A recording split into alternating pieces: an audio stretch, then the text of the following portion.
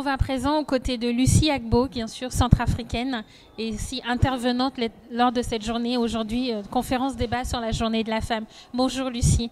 Bonjour Cynthia. Merci d'être là et au micro de Bangui-Hood, bien sûr. Alors, que représente cette journée de la femme aujourd'hui pour vous?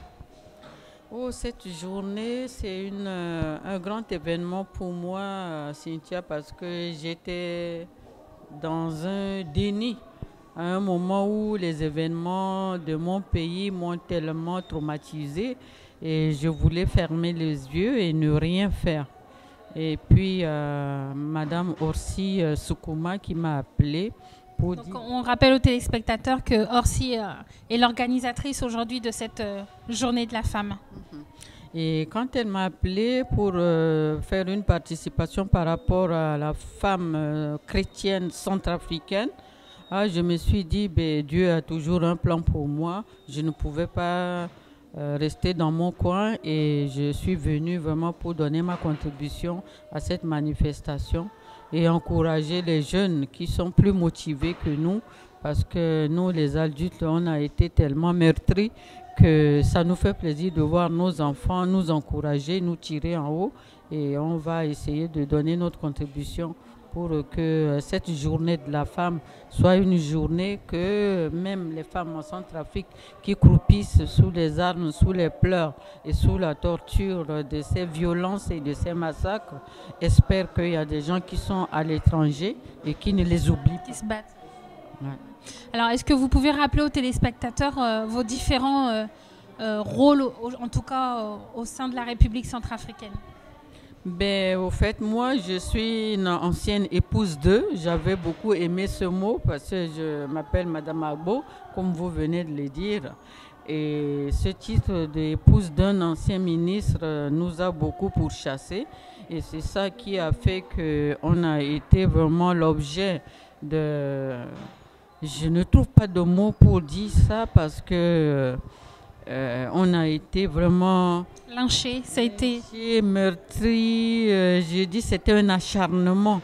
Est-ce que servir son pays, c'est vraiment une tare en République centrafricaine? Et je veux encourager vraiment les autres. Ceux qui le servent vraiment honnêtement auront la peau dure comme nous qui vivons. Mais n'oubliez pas que leurs frères ont perdu la vie, ils ont tout perdu pour la RCA. Et que eux, si ça peut au moins leur servir d'exemple et de gérer ce pays en bonne et due forme pour que nos petits-enfants, parce que moi j'ai dit nos enfants, vous par exemple, vous n'allez bénéficier de rien parce qu'on a déjà tout détruit aujourd'hui. On n'a pas de mairie, on n'a pas d'école, on doit avoir presque 80% maintenant d'analphabètes. Et ça, ce sont nos petits-enfants. On veut vous encourager à mieux élever nos petits-enfants pour qu'on redresse la République centrafricaine. Est-ce qu'aujourd'hui, vous avez des actions en cours en République centrafricaine, des projets? Ah oui, nous allons nous battre parce qu'au fait, je suis présidente d'une ONG Filles, Mères, Femmes à venir qui depuis 1994 a évolué en Centrafrique et comme mes déplacements ont fait que, vous savez, la RCA, quand tu voyages, c'est comme si tu es mort hein, et ça n'a pas beaucoup fonctionné.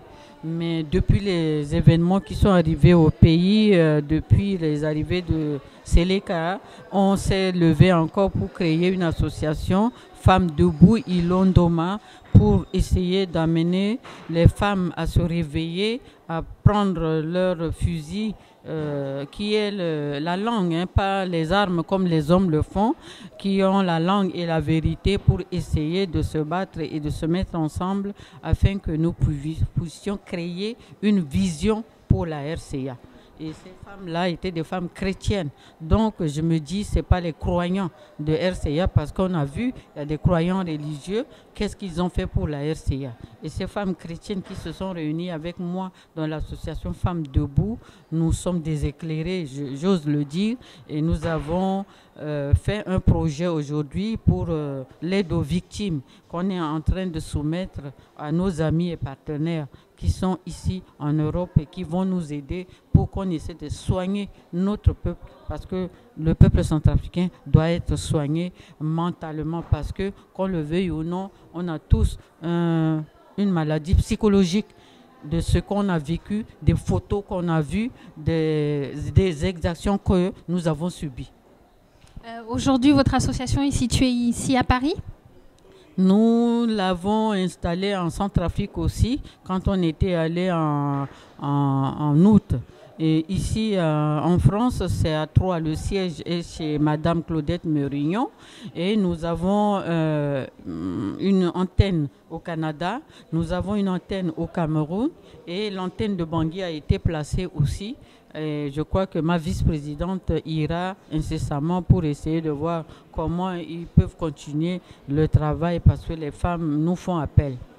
Alors justement, si d'autres femmes souhaitent contribuer avec vous, comment on peut vous retrouver? Vous avez un site internet ou un numéro de téléphone à partager avec les téléspectateurs? Oui, site internet, c'est le problème que je disais tout à l'heure dans la salle. Nous, vos mamans des années 50, on a un peu de difficulté à manipuler ces nouvelles technologies. Mais un téléphone, de toute façon, le mien, je donnerai, c'est le 07 81 02 78 85.